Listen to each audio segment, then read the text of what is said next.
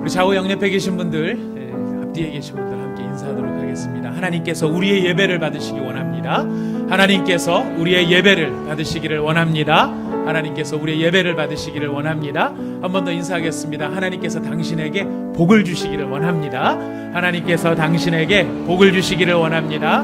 당신에게 복을 주시기를 원합니다. 복을 주시기를 원합니다. 복을 주시기를 원합니다. 감사합니다. 하나님께서 우리의 이런 서로에게 복을 빌어주는 이 모습을 보시고 너무너무 기뻐하시는 줄로 믿습니다. 이 시간 우리가 함께 은혜 받을 말씀을 봉독합니다. 사도행전 10장 23절부터 43절까지의 말씀입니다.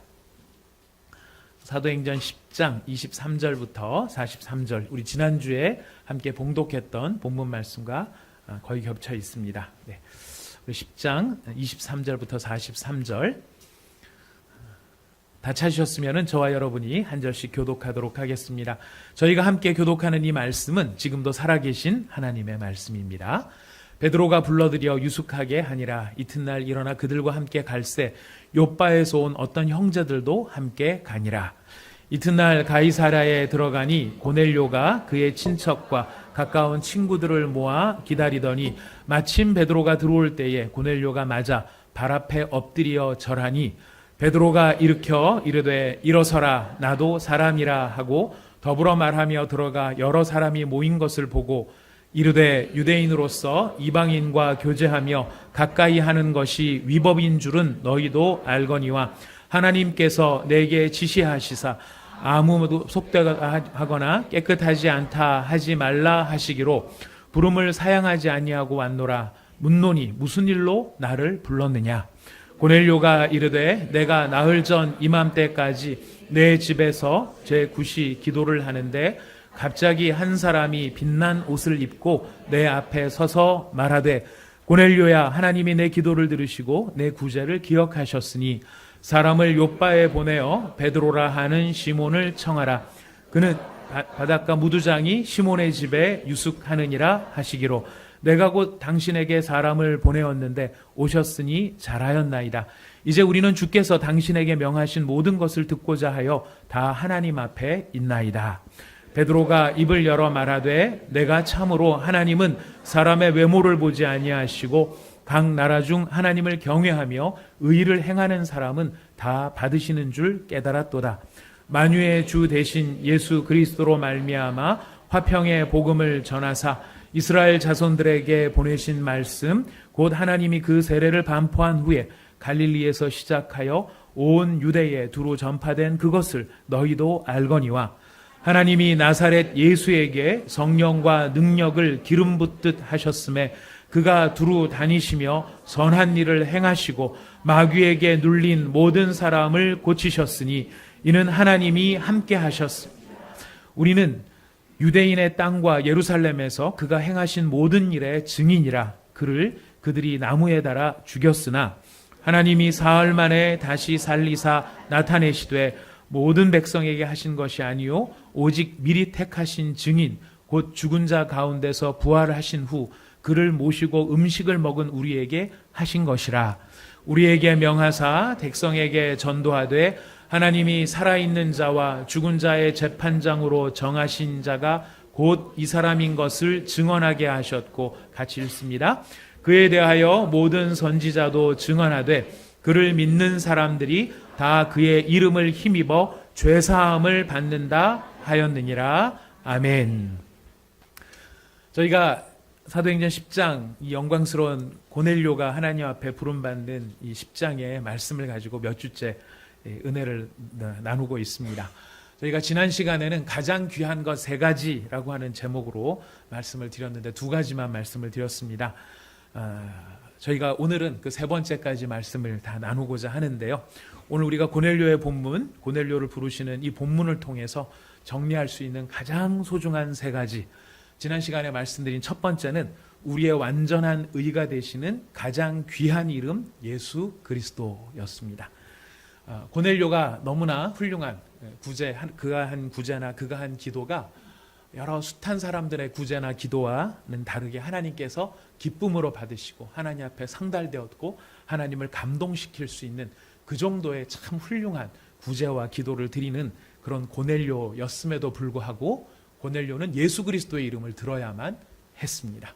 아무리 그가 가진 의가 훌륭했다 할지라도 예수 그리스도의 십자가의 죽으심과 부활하심의 그 복음을 통해서만 그는 하나님 앞에 의를 얻을 수 있었고 구원받을 수 있었습니다. 그래서 우리가 그 고넬료를 찾아오셔서 예수 그리스도의 복음을 전해주시는 이 말씀을 통해서 우리의 완전한 의가 되시는 가장 귀한 이름, 가장 귀한 첫 번째 것은 이름입니다. 예수 그리스도의 이름이었습니다. 그리고 두 번째 우리가 살펴본 바 가장 귀한 선물이 있었습니다. 고넬료의 의가 하나님의 의를 만족시킬 수는 없었지만 하나님께서 고넬료가 가지고 있는 경건을 굉장히 소중하게 여기셨다라고 하는 것도 우리가 또한 살펴보았습니다. 우리가 행하는 것이 비록 부족하고 모자란 것들이 있다 할지라도 하나님께서는 그것을 소중히 여기신다는 것을 우리가 볼 수 있었는데요. 바로 그렇게 하나님을 향해 서 있는 사람, 하나님을 향해 경건한 사람에게 하나님께서 최고의 선물을 주시기를 원하십니다. 바로 가장 귀한 선물이 무엇입니까? 예수 그리스도였습니다. 우리가 예수의 이름으로 구원을 받습니다. 첫 번째하고 두 번째가 뭐가 다른가 싶으시죠? 첫 번째도 예수 그리스도, 두 번째도 예수 그리스도인데요. 우리의 완전한 의가 되시는 예수 그리스도는 우리의 구원주가 되십니다. 우리를 구원하시는, 우리를 하나님의 저주와 심판에서 우리를 살려내시는 구원의 이름이 되시는 것이고요. 경건한 자에게 주시는 가장 귀한 선물 예수 그리스도는 그가 가진 모든 권세를 우리가 예수 안에 있음으로 함께 누릴 수 있도록 우리에게 허락하여 주신 성도의 권세가 되는 것입니다. 우리의 권세는 우리가 임의대로 누리는 권세가 아니고요. 예수께서 가지신 그 권세를 우리가 그 안에 있기 때문에, 또 예수 그리스도를 우리가 선물로 받았기 때문에, 우리가 또 예수 안에 있기 때문에 우리가 예수의 권세를 우리의 권세로 누릴 수 있게 되는 것입니다. 그리고 우리가 처음 예수님을 모시고 영접할 때, 구원받을 때 예수님을 모셔드리면 예수님 다 안다고 생각하는데요. 우리가 처음 구원받은 시점으로부터 시작해서 하늘나라에 이르기까지 우리가 점점 깨달아가는 것이 무엇이냐면 우리의 주가 되신 예수님이 얼마나 놀라우신 분이시고 경이로운 분이시고 대단한 분이신가 하는 것을 우리가 더 깊게 더 폭넓게 더 아주 심도 있게 우리가 깨달아가게 되는 것입니다. 그래서 그 깨달음의 깊이가 깊어질수록 사실은 우리가 그 권세를 더 능력 있게 누릴 수 있게 되는 것이죠. 그래서 하나님께서 이런 귀한 선물을 주시는데, 예수님을 선물로 주시는데 어떤 사람에게 주신다고요? 구원은 죄인에게 베풀어 주시지만 예수 그리스도의 이름 안에 있는 그 능력과 권세는 하나님을 바라보며 하나님을 경외하는 경건한 자들을 향해 하나님께서는 더 놀라운 권세의 능력을 허락해 주신다는 것입니다. 예수 믿고 천국 가는 게 확정됐으면 이제 됐구나가 아니죠. 우리 안에 약속된, 예수 안에 허락된 그 권세를 우리의 것으로 우리가 받아 누릴 수 있도록 우리가 더 주님을 향하여 서고 그 주님을 신뢰할 때 이 귀한 선물 예수 그리스도 우리 안에서 누려지게 되는 것입니다. 이제 오늘 우리가 세 번째 생각해 볼 가장 귀한 것은 무엇인가? 오늘 본문을 통해서 찾아볼 수 있는 가장 귀한 직책은, 가장 귀한 것은, 말이 먼저 나왔습니다. 하나님과 화목하게 하시는 가장 귀한 직책, 어떤 것이냐면 예수 그리스도의 증인입니다. 예수 그리스도의 증인이 된다는 것, 세상에서 가장 귀한 직분이요 직책입니다. 오늘 우리가 이 주제를 가지고 말씀을 살펴볼 텐데요. 많은 사람들이 직분 그러면 목사, 장로, 권사, 집사, 순장 이런 것들을 직분이라고 생각합니다만 사도행전을 통해서 나타나는 가장 고귀한 직분이요 직책이 있다면 그것은 바로 예수 그리스도의 증인이 된다는 것입니다. 우리가 목사라서 자랑하는 것이 아니고요, 장로라서, 권사라서, 안수집사라서 우리가 그 직분을 자랑할 것이 아니고 우리가 자랑할 유일한 직분은 예수 그리스도의 증인이 되었다. 그 증인이 될 수 있었다. 이것만큼 소중한 것은 없다는 것입니다.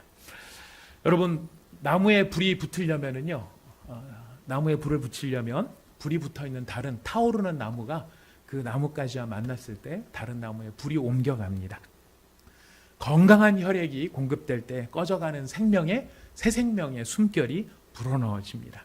마찬가지로 영원한 생명을 주시는 예수 그리스도, 시간을 초월하여 하늘과 땅의 모든 권세를 가지신 예수 그리스도가 한 영혼 가운데 계실 때 그 생명의 은혜로 말미암아 다른 죽어있는 영혼이 되살아날 수 있고 그 죽어있는 영혼에게 새 생명이 전달될 수 있다는 것입니다. 바로 그 새 생명을 전달하는 직임이 예수 그리스도의 증인인 것이고요. 그 직임이 어떻게 이루어지는가? 순종을 통해 이루어진다. 오늘 우리가 주제를 다 말씀드렸습니다. 오늘 세 번째 생각해 볼 가장 귀한 것, 예수 그리스도의 증인, 순종을 통해 우리가 수행하게 되어지는 이 예수 그리스도의 증인됨을 오늘 말씀을 통해서 저희가 생각해 보고자 하는 것입니다. 여러분, 예수님을 증언하는 예수 그리스도의 증인이 된다는 것, 이거는 이제 하나님과 사람을 화목케 하는 예수의 이름 안에서 이루어진 그 화목의 능력으로서 사람들에게 경험케 하는 것이 예수 그리스도의 증인이 하는 일인데요. 이게 왜 가장 귀한 직분인가? 왜 이것이 너무너무 소중한 직분인가? 오늘 본문을 유심히 살펴보면은요, 너무너무 재미있는 사실을 하나 발견할 수 있습니다. 여러분, 고넬료에게는 누가 나타났죠? 천사가 나타났어요. 그죠? 혹시 이제 교회 처음 나오셔서 고넬료가 누군지도 잘 모르시고 이런 분들은 모르겠지만 아마 제가 느끼기에 이 자리에 앉아 계신 분들을 몇 주 동안 또 계속 들으셨기 때문에 고넬료를 잘 아실 텐데요. 고넬료에게 천사가 나타나서 하나님께서 너의 구제와 기도를 보고 계신다. 다 이게 칭찬을, 격려를 해줍니다. 그리고 뭐를 얘기하죠? 요빠에 사람을 보내서 베드로를 데려와라, 청해라 이야기를 합니다. 저는 이게 굉장히 너무너무 재밌었는데요. 이게 왜 너무 재밌었느냐면, 고넬료에게 천사가 방문했고 베드로를 데려오라고 얘기하는데 천사가 고넬료에게 예수 그리스도를 전하고 있지는 않더라는 거예요. 전 무슨 생각이 들었냐면, 나타나셔가지고 이 얘기 다 해주시고 베드로를 데려오라고 하는 그 이야기를 하실 것 같으면 저 같았으면 그랬을 것 같아요. 천사가 딱 나타나서 너의 구제와 기도가 다 상달되었다. 하나님께서 너를 소중하게 여기고 계신다. 주 예수를 믿으라. 그리하면 너와 내 집이 구원을 얻을 것이다. 얼마나 깔끔합니까? 너무너무 깔끔하지 않습니까? 시간도 얼마나 절약이 되겠어요. 그렇지 않습니까? 너무너무 시간이 절약이 될 텐데 지금 천사는 그 얘기를 하고 있지 않더라는 거예요. 천사는 그 얘기를 하지 아니하고 오히려 뭐를 얘기합니까? 요빠에 있는 베드로를 초청을 해라. 베드로는 누구네 집에서 살고 있다. 번지수는 어떻게 된다. 거기까지 이렇게 가면 된다. 여러분, 그 얘기해서 사람 보내가지고 거기서 베드로 찾아가지고 소통 다 해가지고 그리고 또 그 베드로가 올지 안 올지도 모르는 거잖아요. 그잖아요? 올지 안 올지도 모르는데 하여튼 그렇게 가서 그 얘기를 하느니 천사가 나타난 김에 어떻게 하면 됩니까? 주 예수를 믿으라. 그리하면 너와 내 집이 구원을 얻으리라. 이 얘기를 하면 될 것 같은데 그렇게 안 하시더라는 거예요. 또 이건 고넬료한테만 지금 이런 상황이 생깁니까? 베드로도 마찬가지입니다. 베드로도 정오 기도 시간이 돼가지고 이제 점심 시간이 돼서 출출한 참에 하나님께서 베드로의 그 출출함을 이용하셔서 하늘에서 먹을 것을 착 보여주시는데 부정한 음식들을 막 보여주시면서 환상을 막 보여주시는 거예요.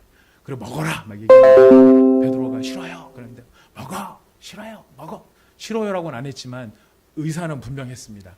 난 한 번도 이렇게 부정한 음식을 먹어본 적이 없습니다. 먹을 수 없습니다. 하나님께서는 내가 정하다고 한 것을 네가 부정하다고 하지 마라. 이것을 무려 3번씩이나 보여주십니다. 그리고 이 고넬료가 보낸 사람들이 도착했을 때 성령님께서 베드로한테 말씀하십니다. 따라가라. 따라가라. 베드로도 상당히 지금 성령님을 통해서 설득을 하고 계시는 거거든요. 전해야 될 사람도 설득하고 계시고 들어야 될 사람한테도 이런 일들을 하시는 것. 여러분들이 생각하셨을 때는 어떠십니까? 저는 참 어떻게 보기엔 너무 비효율적이기도 하다.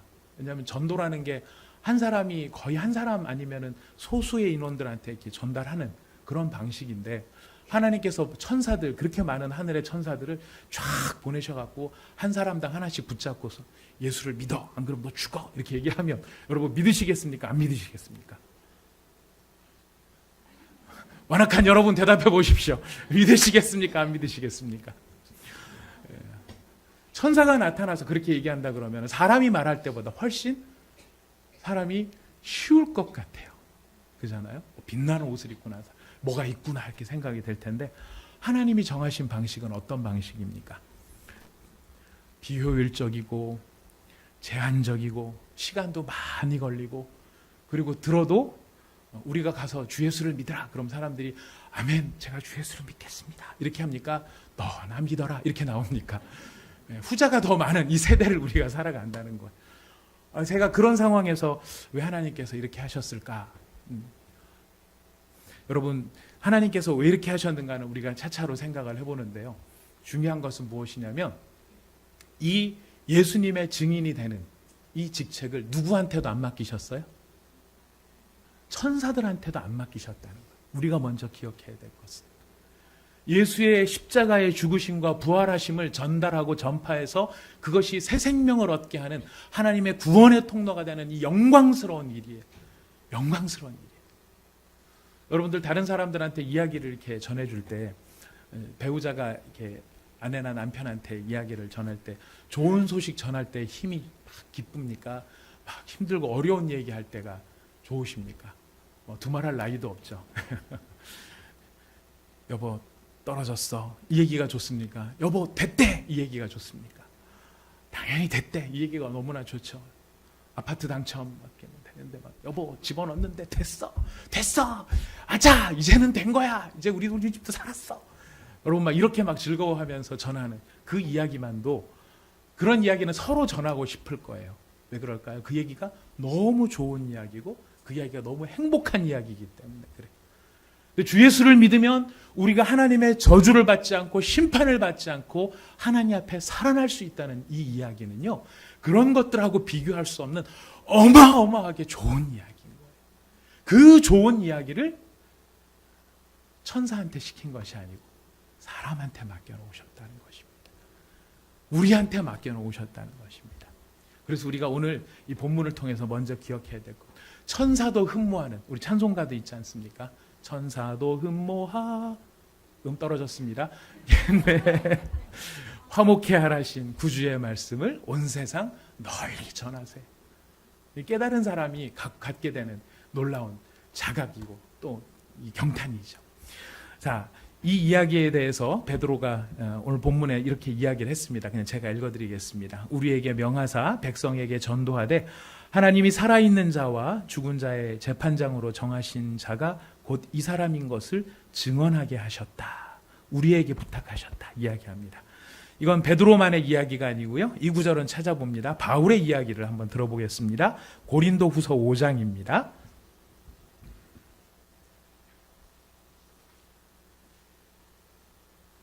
고린도후서 5장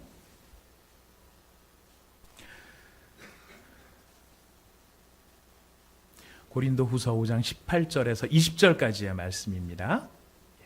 고린도후서 5장 18절에서 20절 함께 읽겠습니다. 시작. 모든 것이 하나님께로서 났으며 그가 그리스도로 말미암아 우리를 자기와 화목하게 하시고 또 우리에게 화목하게 하는 직분을 주셨으니 곧 하나님께서 그리스도 안에 계시사 세상을 자기와 화목하게 하시며 그들의 죄를 그들에게 돌리지 아니하시고 화목하게 하는 말씀을 우리에게 부탁하셨느니라. 그러므로 우리가 그리스도를 대신하여 사신이 되어 하나님이 우리를 통하여 너희를 권면하신 것 같이 그리스도를 대신하여 간청하노니 너희는 하나님과 화목하라. 아멘. 자, 우리에게 어떤 직분을 주셨다고 합니까? 화목하게 하시는 직분. 화목하게 하시는 직분. 여러분 다른 세상에 어떤 직분 다 좋지만 바로 그리스도 안에서 우리에게 허락되니 화목하게 하는 직분. 여러분 이 직분이 내게 주신 영광스러운 직분이라는 것을 깨달으실 수 있는 은혜가 저와 여러분에게 있기를 소원합니다. 하나님께서 이 아름다운 직분을 우리에게 주셨는데요. 이 직분을 그럼 어떻게 이루어 가시는가? 순종을 통해서 이루어 가신다. 말씀을 드렸습니다. 자, 순종을 통해서 이루어 가신다. 하나님께서 어떤 순종을 통해서 이루어 가셨는가? 오늘 우리가 베드로와 고넬료의 모습을 살펴보면서 하나님의 이 직분을 수행하는 이 아름다운 내용을 보도록 하겠습니다. 자, 베드로가 기도하는 중에 아까 환상을 보았다고 말씀을 드렸어요. 근데 이 환상은 베드로한테 기쁜 환상이었습니까? 베드로를 불편하게 하는 환상이었습니까? 네, 맞습니다. 베드로를 불편하게 했어요. 어떤 불편함이었냐면 지금까지 베드로가 마음속에 가지고 있었던 믿음의 체계, 신념의 체계, 신앙의 내용, 자기가 이것이 전부라고 생각하면서 그것 붙잡고 살아왔었던 바로 그것을 뒤집어 엎어버리는 환상이었던 거예요. 여러분들은 여러분의 생각이 깨어지는 것이 기쁘십니까? 생각이 깨어지는 게 불안하십니까? 저는 불안하더라고요. 전 지금까지 익숙해 왔던 것들이 흔들리고 그것이 뒤집어진다는 것이 상당한 불편으로 다가온다는 것을 경험을 해보았었습니다. 근데 지금 베드로도 그런 상황이 된 거예요. 먹어라. 못 먹습니다. 먹어라. 못 먹습니다. 먹어라. 못 먹습니다. 이때까지 이런 걸 먹어본 적이 없습니다. 근데 하나님은 내가 깨끗하다고 한 것을 네가 더럽다고 하지 말아라. 자, 베드로의 순종은 무엇을 통해서 나타나나요? 바로 그렇게 자기가 불안할 수도 있고 자기 마음에 걱정이 될 수도 있고 이게 혹시 잘못된 길로 가는 것이 아닌가라고 생각하는 염려도 들 수 있지만 베드로는 성령의 음성을 듣는 순간 자신의 모든 생각을 접어버리고 누구의 명령을 따라갑니까? 하나님의 명령을 따라간다는 거예요. 하나님의 살아있는 생생한 음성을 듣는 순간에 태도를 바꾸고 하나님의 명령에 순종하고 있는 바로 그 모습이 베드로의 모습이었어요. 이 베드로가 여기에 갈등이 없었지 않았습니다. 베드로 상당히 심각한 갈등을 겪고 있어요. 여러분 사도행전 본문을 펴놓고 계신가요? 본문 펴놓으셨으면 10장 28절 말씀을 같이 한번 읽어보겠습니다. 베드로전서가 아니고 사도행전 10장 28절 말씀 시작. 이르되 유대인으로서 이방인과 교제하며 가까이 하는 것이 위법인 줄은 너희도 알거니와 하나님께서 내게 지시하사 아무도 속되다 하거나 깨끗하지 않다 하지 말라 하시기로 29절도 읽습니다. 부름을 사양하지 아니하고 왔노라. 묻노니 무슨 일로 나를 불렀느냐. 베드로가 지금 이방인과 이렇게 사귐을 갖게 되는 게 어떤 것이라는 걸 알아요? 위법. 여러분 법을 지키는 게 편하십니까? 어기는 게 좋으십니까? 지키는 게 훨씬 편해요. 훨씬 편해요. 근데 만약에 조금이라도 내가 뭐 법을 어겼다 그러면 마음이 찝찝하지 않습니까? 괜히 그래요. 괜히 그런 게 있어요. 우린 준법 정신이 참 좋은 우리인데요. 근데 지금 베드로가 지금 뭐를 알고 있는 상황이에요? 이방인과 교제하는 게 위법이라는 상황, 법을 어겨야 되는 상황이라는 것을 알고 있는 거예요. 이방인과 교제한다는 것이 상당히 위험한 일인 것입니다. 어쩌면 유대교에서 출교를 당할 수도 있고요. 유대교 안에서 종교적 열심을 가진 자들에게 테러를 당할 수도 있는 일이에요. 이방인들과 만나서 그들과 식탁 교제를 나눈다는 것은 더더군다나 익숙하지 않은 일입니다. 유대교의 전통은 거룩함에 초점을 맞추고 있습니다. 유대교는 거룩함에 대한 관심이 집중되어 있어요. 그래서 어떻게 하면 나를 부정하게 하는 것들로부터 떠날 것인가, 이게 유대교가 갖고 있는 굉장히 중요한 방향성이거든요. 이런 방향성에 이방인은 하나님의 백성들이 아니기 때문에 그 자체로 이미 더러운 종자들이고, 또 이방인들과 식사를 하다 보면 거기에서 나오는 음식들은 자기 자신, 유대인인 자기 자신을 부정하게 만들 수 있는 음식들이 섞여서 나올 수 있는 상황인 거예요. 그러니 이방인들과 식사를 하는 것은 유대인 입장에서 상당히 불편한 일이었던 것입니다. 그래서 아예 법으로 막아놓은 거예요. 절대 밥을 같이 먹지 마라. 이스라엘에 오래 사셨던 분이 EBS 방송에 한번 나오셔서 이스라엘을 소개하는 걸 잠깐 봤는데요. 저도 이스라엘에 가서 살지 않았기 때문에 책으로만 보고 그런 방송으로만 들어서 알고 있는 내용입니다. 근데 유대인들이 얼마나 이 정결법에 대한 관심이 많은지 오늘날에도 그 레스토랑을 가면은 레스토랑이 딱 입구에 들어가면 두 개로 나눠지더라고요. 고기파와 우유파로 나눠집니다. 고기를 드실 분은 이쪽으로, 우유를 드실 분은 이쪽으로.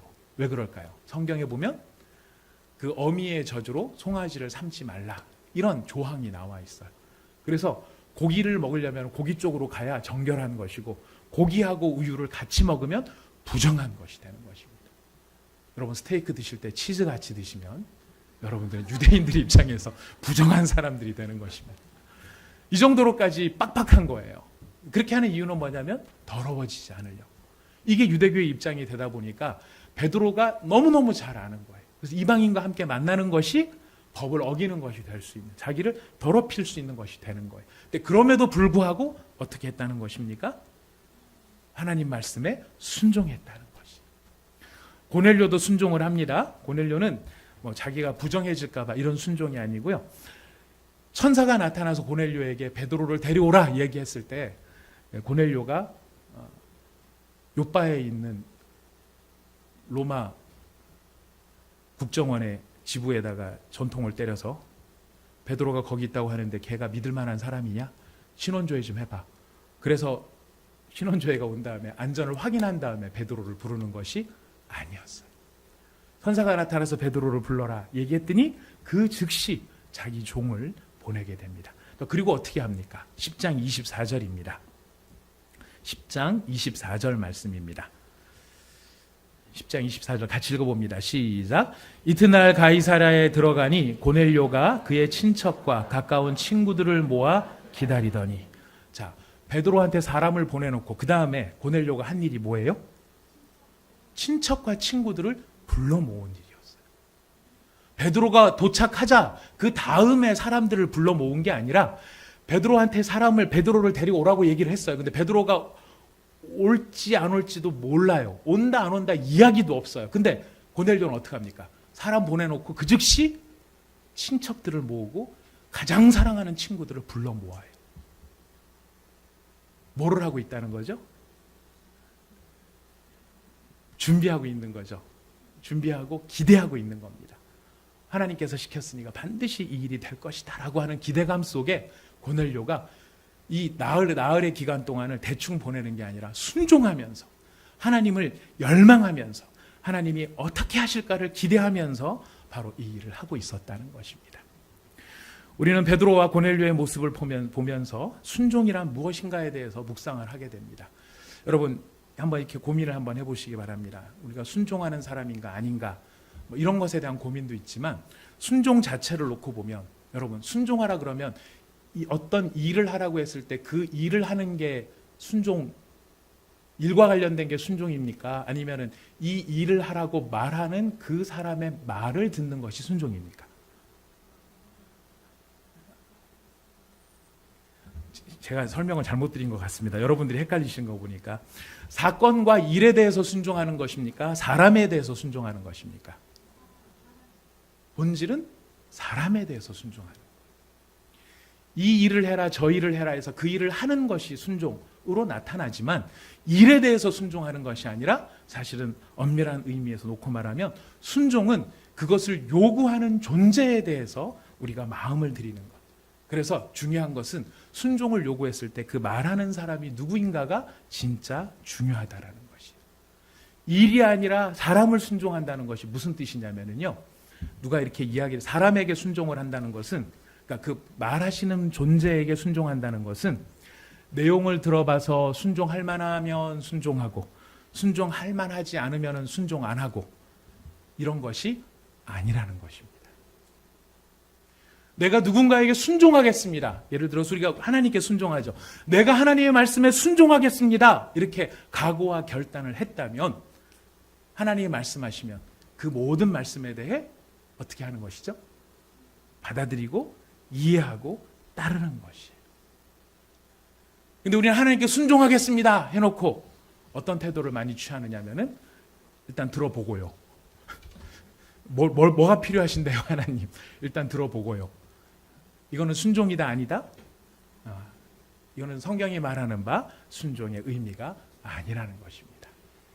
우리가 이렇게 어떤 존재에 대해서 순종하는 것, 말씀하시는 분에 대해서 순종할 수 있는 것은 그 말씀하시는 분에 대한 신뢰와 사랑이 있기 때문에 가능한 것입니다. 신뢰라고 하는 것은 내게 이런 말씀을 하시는 분이 선하신 분이시다. 그래서 무엇을 말씀하시든지 그분이 나한테 뭘 시키시든지 이것이 결코 해로운 것이 아니다 라고 하는 신뢰와 사랑이 그 안에 담겨 있는 것. 이것이 바로 순종이라고 하는 것입니다. 그래서 우리가 때때로는 이해가 되지 않을지라도 순종한다. 이건 무슨 뜻이죠? 바로 그 말씀을 하신 분을 신뢰한다라는 의미가 담겨 있는 것입니다. 베드로와 고넬료가 그랬습니다. 베드로와 고넬료가 지금 하나님께서 무슨 말씀을 하셨는데 나한테 불편한 것이 될 수도 있고 이 일의 결과가 뭔지도 몰라요. 그러나 그럼에도 불구하고 어떻게 합니까? 그걸 말씀하신 하나님이 말씀하셨다면 그 말씀에 귀를 기울이고 그 말씀대로 따라간 것입니다. 이것이 바로 순종인 것입니다. 이 순종의 아름다운 열매가 어떻게 나타났느냐면요, 기가 막힌 모습으로 나타나는데 마침내 이 두 사람이 만나게 되었습니다. 하나님이 각각 부르신 이 두 사람이 하나님의 때에 딱 만나게 되었습니다. 그 만났을 때 아주 재밌는 이야기가 등장을 하는데요. 우리 10장 26절에서 29절 읽으셨지만 또 한 번 읽어보겠습니다. 시작. 베드로가 일으켜 이르되 일어서라 하고 더불어 말하며 들어가 여러 사람이 모인 것을 보고 이르되 유대인으로서 이방인과 교제하며 가까이 하는 것이 위법인 줄은 너희도 알거니와 하나님께서 내게 지시하사 아무도 속되다 하거나 깨끗하지 않다 하지 말라 하시기로 부름을 사양하지 않고 묻노니 무슨 일로 나를 불렀느냐. 이게 여러분 사실 경이로운 말인데 이게 왜 경이로운지 제가 설교 때마다 혼자서 경이로워서 죄송한데요.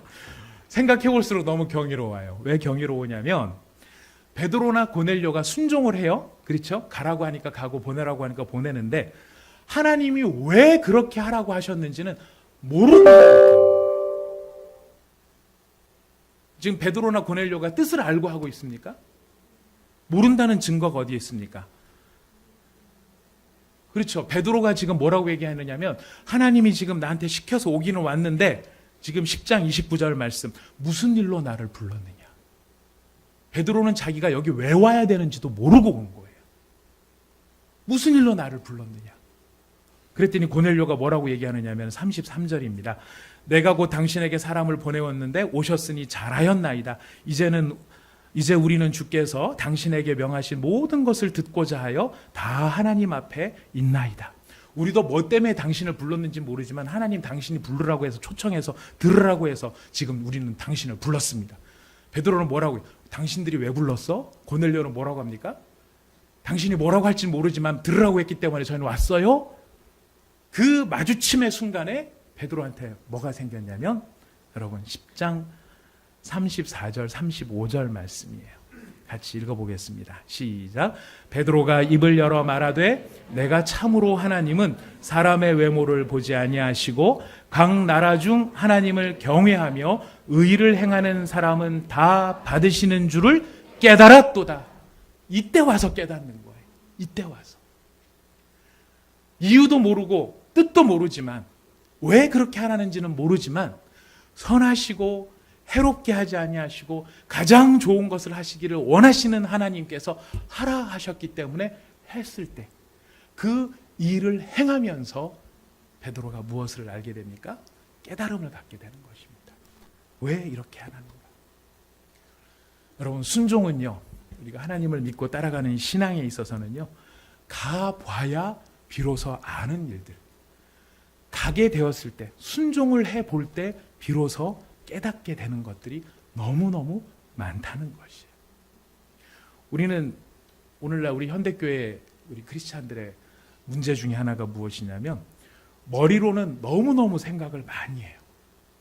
그리고 말씀에 대해서도 하라고 하시는 말씀이지만 이걸 해야 되나 말아야 되나 생각으로 너무 많이 하고요.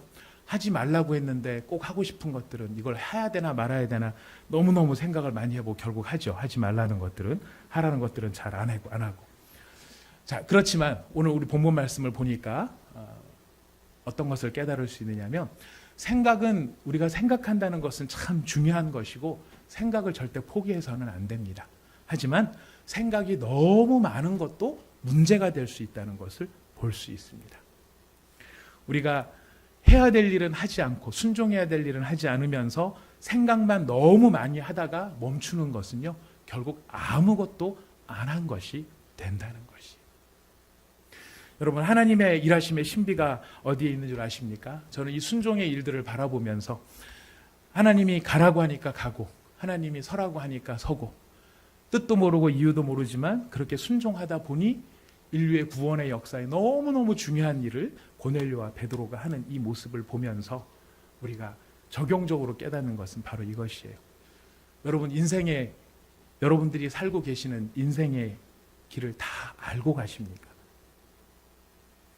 다 이해하고 가십니까? 우리가 가야 되는 삶의 길들 가운데 그 과정들을 다 아시고 그 결과를 알고 가십니까? 우리는 대부분 다 모르고 갑니다. 누구만 아실까요? 하나님만이 아시는 것입니다. 하나님만이 그 결과를 주장하시는 분이시고, 그렇기 때문에 그 결과를 아시는 하나님이 계시기 때문에, 그래서 우리가 하나님께 어떻게 하죠? 순종해야 하는 것입니다. 왜? 그 결과를 아시는 분이 하나님이시기 때문에. 그리고 그 하나님은 신실하신 분이십니다. 하나님은 사랑이십니다. 하나님은 목자이시고, 하나님은 우리의 영광이시고 우리의 산성이 되십니다. 그래서 내가 하나님이 시키는 대로 하면 어쩌면 망할지도 모를 것 같아, 죽을 것 같아, 이러다가 끝나는 거 아닐까? 여러분, 그때 순종할 수 있는 그 순종, 무엇에 근거하는 것입니까? 결과는 누가 알기 때문에? 하나님이 알고 계시고, 이 일이 선한지 악한지, 악하게 될지 하나님께서 성품이 선하시기 때문에 반드시 선하게 된다는 것, 우리가 그것을 따라가는 것이 순종이라는 것입니다. 우리 기도하시는 분들 삶의 이야기들을 이렇게 들어보면 이런 간증들 많이 있잖아요. 하나님께서 나를 벼랑 끝에 세우셨습니다. 벼랑 끝에 세우셔서 그냥 바람만 훅 불면 내가 저 천길 남떨어지로 떨어져서 내가 끝장날 것 같았습니다. 근데 하나님은 자꾸만 나한테 벼랑 끝으로 떨어지라고 밀고 계셨습니다. 그래서 저는 절대 떨어질 수 없을 것처럼 바둥바둥 거리다가 마침내 내가 꼭 잡고 있었던 것들을 다 놓아버리고 벼랑 끝으로 내 몸을 던졌습니다. 그랬더니 하나님께서 제게 날개를 주셨다는 것을 깨닫게 되었습니다. 여러분, 이런 간증들 많이 들어보시지 않으셨나요? 들어보시기를 바라겠습니다. 이런 간증을 누가 하느냐? 욥도 그런 이야기를 합니다. 욥기 23장 10절에서 나의 가는 길을 오직 그가 아시나니 그가 나를 단련하신 후에는 내가 정금같이 나아오리라. 바로 순종을 하는 자, 순종을 하고 있는 자가 경험할 수 있는 은혜인 것입니다. 베드로도 몰랐고 고넬료도 몰랐습니다. 그러나 순종해 보니 뭐가 나타나요? 가장 귀한 직분의 그 영광스러움이 그곳에서 나타나더라 하는 것입니다. 끝도 모르고 가는 또 한 사람만 더 얘기를 드리고 우리가 다른 이야기를 잠깐 더 드려야 되는데요. 저는 이 말씀을 창세기를 읽으면서 제가 그 사람은 아니지만 제가 그 사람 입장이었다면 되게 하나님한테 섭섭했을 만한 한 사람이 있어요. 전 야곱을 읽다가 보면 그 생각이 들어요. 특별히 언제 그러냐면은 요셉을 잃었을 때, 그리고 요셉을 다시 만나게 될 때, 그 사이 그 기간 동안에 야곱은 요셉이 살아있다고 생각합니까? 끝장났다고 생각합니까? 그렇죠. 여러분 다 아시는 것처럼 죽었다고 생각하는. 저는 하나님께서 그 기간 동안에 야곱한테 슬쩍 툭 치면서 기다려봐. 야, 내가 널 그렇게 하겠어. 기다려봐. 이 한마디만 해주셨어도 야곱이 얼마나 소망 가운데서, 그렇지, 하나님께서 그렇게 하실 분이 아니지, 요셉은 살아있을 거야, 이런 생각 속에 절망을 떨쳐버리고 살 수 있었을 텐데, 그 요셉을 만나기 전까지 야곱의 심정은 어떤 심정입니까? 아들을 잃어버린, 가장 사랑하는 아들이 죽었다고 생각하는 그 절망 속에서 헤어나오지 못했던 바로 그것이 야곱의 상황이었습니다. 하나님께서 왜 그것을 허락하셨을까? 우리는 다 알지 못하죠. 하지만 그 길을 갈 수밖에 없었던 야곱이 그 과정을 통하여서 참 많은 인격적인 성장과 영적인 성숙을 경험할 수 있었을 것이라고 하는 것은 우리가 이후의 말씀을 통해서 잘 이해할 수 있습니다. 하나님을 향한 순종의 마음, 우리가 이해할 수 없고 깨달을 수 없고 벌어지는 상황들에 대해서 우리가 답을 다 알 수 없지만 그 길을 따라갔을 때 이루어지는 이 놀라운 하나님의 경이로움, 여기에 대해서 여러분 제가 한 사람의 이야기를 잠깐 소개를 해드리고자 합니다. 여러분들이 잘 아시는 짐 엘리엇 선교사, 여러분 잘 아시죠? 짐 엘리엇 선교사 순교의 이야기인데요. 그 순교의 이야기가 연장이 돼서 이런 결과들로 나타났다는 것을 여러분에게 말씀드리고 싶습니다. 짐 엘리엇 선교사는 시카고에 위치한 복음주의 기독교 학교 휘튼 대학이 있는데요. 그 학교를 수석으로 졸업을 했어요. 굉장히 머리가 명석한 사람이죠. 교수직을 받게 됐어요. 교수 활동을 하고 있다가 남미 에콰도르의 야만적 원시 살인족인 아우카족이 너무나 흉악해서 아무도 거기에 복음을 전하지 못한다는 소식을 접하게 됐어요. 글을 접하게 됐어요. 근데 그 글을 접하면서 마음속에 불같은 하나님의 그 부르심을 느끼게 됩니다. 그래서 자기 자신이 다른 사람한테 시킬 일이 아니라 내가 하나님이 나를 부르신 줄로 생각하고 아우카족에게 들어가서 복음을 전하기로 결심을 합니다. 그래서 짐 엘리엇과 4명의 선교사들은 헬리콥터를 타고 에콰도르 동쪽에 있는 쿠라라이 강가에 착륙을 합니다. 그러나 그들이 그곳에 들어간 후에 몇 달간 소식이 끊어졌어요. 그래서 이 수색대가 편성이 돼가지고 그들을 찾기 위해서 수색을 한 결과 그들은 참혹하게 창과 도끼에 찢겨져서 죽어있는 유품으로 이 유골로 발견이 되었습니다. 그래서 당시의 사진 잡지 라이프지는 복음 한마디 전하지 못하고 원주민들에 의해서 29살의 나이로 살해된 짐 엘리엇과 동료 선교사들의 죽음과 유품 사진을 크게 보도를 했습니다. 그리고 이 보도 때문에 온 세계가 경악에 빠졌습니다. 애도함이 있었죠. 하지만 동시에 비판도 만만치 않았습니다. 이 무슨 불필요한 낭비인가? 이 얼마나 인적 물적 낭비인가? 가지 말라는 대로 왜 가가지고, 어서 많이 듣던 소리죠? 우리도 그런 일이 얼마 전에 있었습니다. 왜 가가지고 이 무슨 낭비인가? 많은 사람들은 젊은 선교사들의 순교 때문에 회의적인 반응을 보였고요. 이 사건 때문에 많은 젊은이들이 선교의 진로를 바꾸기까지 했습니다. 선교를 나가겠다고 했다가 이 사건 때문에 막 사람들이 비난하는 이런 이야기 때문에 이 사람들이 마음을 접어버린 거예요. 그러나 짐 엘리엇의 아내였던 엘리자베스가 이런 이야기를 합니다. 그가 평소에 남겼던 글을 보여주면서 이렇게 말을 했습니다. 원하지 않는 일이 일어났다면 그것은 낭비입니다. 그러나 제 남편은 꿈을 이루었습니다. 감히 그가 이룬 꿈을 낭비라고 말하지 마십시오. 놀라운 사실은 그들은 총을 가지고 있으면서도 총을 전혀 사용하지 않고 순교를 했다는 것이죠. 왜냐하면 맹수들로부터 자신을 보호하기 위해 총을 가져갔을 뿐 복음을 전해야 될 대상을 죽이기 위해 총을 가져간 것이 아니었기 때문에 그들은 총을 쏘지 않았다고 합니다. 이야기는 여기서 끝나지 않습니다. 더 놀라운 사실은 그의 아내 엘리자베스가 간호사 훈련을 받고 이 아우카족에게로 들어갔다는 것입니다. 그녀는 남편을 무참하게 죽인 그들에게 예수님의 사랑을 들고 갔습니다. 그들과 함께 생활하면서 그를 가르쳐주고 병자를 정성껏 간호해 주었던 것입니다. 다행스러운 것은 아우카족은 남자는 죽이지만 여자는 연약하기 때문에 여자를 죽이는 자는 비겁한 자로 이렇게 낙인을 찍힌다고 합니다. 그러나 그녀는 이런 사실도 전혀 모르고 죽을 각오를 하고 그곳에서 5년 동안 살면서 그들에게 정성을 다해 사랑을 베풀고 간호사로 헌신을 했습니다. 5년 사역을 마치고 안식년을 맞아 본국으로 돌아갈 즈음에 추장은 온 부족들을 모아놓고 그녀를 위해서 파티를 열어줍니다. 그리고 추장이 물어봅니다. 왜 저희들과 함께 고생하고 치료해주고 앞장서서 고통당하는 자와 함께하는 당신은 도대체 누구입니까? 왜 우리를 위해 그토록 고생하며 희생하십니까? 그녀가 대답합니다. 그것은 제 남편이 당신들을 너무나 사랑했기 때문입니다. 추장은 의아해서 물어봅니다. 우리는 당신의 남편을 모릅니다. 당신 남편이 도대체 누구입니까? 그녀는 눈물을 글썽이며 대답합니다. 사실은 10년 전에 당신들에게 복음을 전하기 위해 왔다가 죽임을 당한 그 사람이 바로 저의 남편입니다. 저와 제 남편이 당신들을 얼마나 사랑하는지 알려주려 여기에 왔습니다. 그리고 제 남편보다 당신들을 더 사랑하시는 예수 그리스도와 그분의 기쁜 소식인 복음을 전하기 위해 저는 이곳에 왔습니다.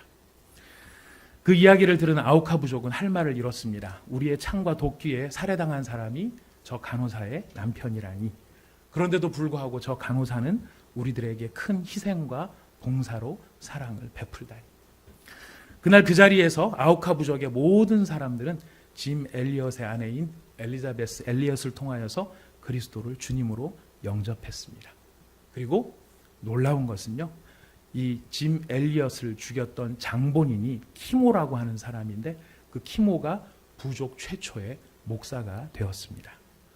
또한 순교한 선교사들의 자녀 중에서 2명이 아버지가 순교한 강가에서 세례를 받습니다. 엘리엇의 딸은 아우카족과 지금도 함께 살고 있다고 하죠. 짐 엘리엇이 순교한 지 36년이 지난 1992년에 순교했던 현장에서 신약 성경 봉헌 예배가 드려지기도 했다고 합니다. 짐 엘리엇이 학교 다닐 때 쓴 일기장에 이런 글귀가 쓰여져 있다고 합니다. 영원한 것을 얻기 위해 영원하지 않은 것을 버리는 일은 결코 어리석은 선택이 아니다. 만약 짐 엘리엇이 창을 들고 달려드는 원주민들을 향해 총을 쐈다면 아우카족에게 이런 놀라운 생명의 역사는 일어나지 않았을 것입니다. 총으로 목숨은 건졌을지 모르지만 아마도 살인을 했다며 한 것에 대해서 자책을 하며 평생을 살았을지 모릅니다. 그리고 세상의 눈에는 이들의 죽음이야말로 가장 헛되고 어리석어 보였는지 모르지만 그들의 희생으로 얻은 복음의 열매는 얼마나 큰지 모르겠습니다. 여러분, 진리의 길은 설령 목숨을 버리더라도 영원한 생명을 얻을 수 있는 것이기 때문에 결코 어리석은 것이 아니지요. 우리는 죽음을 예찬하는 것이 아닙니다. 제가 오늘 이 말씀을 드리는 것은 죽음을 아름답다고 미워하는 것이 아닙니다. 제가 드리고 싶은 말씀은 순종을 예찬하는 것입니다. 우리가 그 뜻을 알지 못하고 그것을 헤아리지 못하고 결과를 알지 못할지라도 주의 말씀에 우리가 반응하고 그 선하심과 그 진실하심을 신뢰할 수 있기 때문에 하나님의 말씀에 따라갈 때, 하나님의 말씀을 따라갈 때 그 일을 통해 하나님이 어떤 열매와 결과를 만들어내실지, 바로 그 가장 소중한 직책, 가장 소중한 직분, 무엇이라고요? 예수 그리스도의 증인으로서 살아가는 것입니다. 우리가 공부를 해도 이 일을 위해서 하는 것입니다. 사업을 해도 이 일을 위해서 하는 것입니다. 결혼을 해도 육아를 해도 우리가 무슨 일을 한다 할지라도 우리의 목적과 목표는 바로 우리를 사랑하시는 예수 그리스도, 그분의 증인, 그분의 복음을 전해 화목케 하는 그 영광스러운 직임. 여러분, 우리 이 직책을 어떤 일이 있더라도 빼앗기지 말고 이 직책을 잘 감당하는 저와 여러분이 되실 수 있기를 바라겠습니다. 우리 시간 같이 함께 잠깐 기도하겠습니다. 우리가 그동안에 우리의 일상의 삶들을 살아가면서 자녀를 위해서 기도하고 또 우리의 사업을 위해서 기도하고 건강을 위해서 기도하고 이 세상에서 필요한 여러 것들을 위해서 우리가 기도해왔습니다. 다 필요한 것이고 삶을 살기 위해서는 결코 무시할 수 없는 것들입니다. 그러나 여러분, 그 모든 것을 구하는 바른 목표를 우리가 잃어버리고 있는 것은 아닌지 우리를 돌아보기를 원합니다. 하나님께서는 우리의 의가 되시기 위해서 예수 그리스도의 이름을 주셔서 구원해 주셨습니다. 그리고 경건한 자들에게 더 예수님을 깊이 알아갈 수 있도록 날마다 새로운 선물로 우리에게 예수님을 허락해 주고 계십니다. 그리고 이 세상에서 살아가는 동안 가장 아름다운 직임과 직분, 바로 그 예수 그리스도의 증인이 되게 하시고 하나님 앞에 화목하게 하시는 그 영광의 일을 위하여 우리를 부르셨습니다. 하나님, 우리가 이 목표와 이 목적을 위하여서 순종을 통하여 하나님이 가장 아름다운 직임을 이루어낼 수 있는 살아있는 믿음을 저에게 허락하여 주시옵소서. 하나님 앞에 이 직임을 깨닫고 이 영광스러운 직분을 수행하면서 주의 날이 이르기까지 하나님이 믿음의 길을 달려갈 수 있는 저가 되게 하여 주시옵소서. 우리 같이 하나님 앞에 기도하도록 하겠습니다.